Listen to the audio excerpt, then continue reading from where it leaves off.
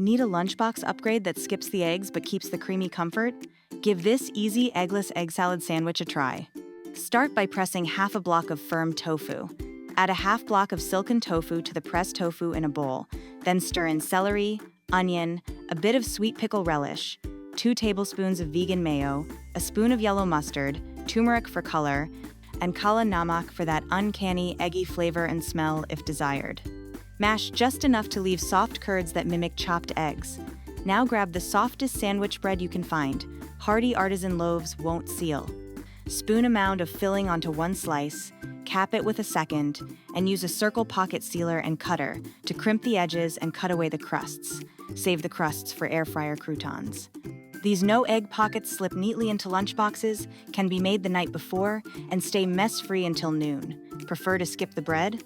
Scoop the salad straight into a container and serve with crackers for a dip and crunch option that's just as kid-approved and travel-friendly.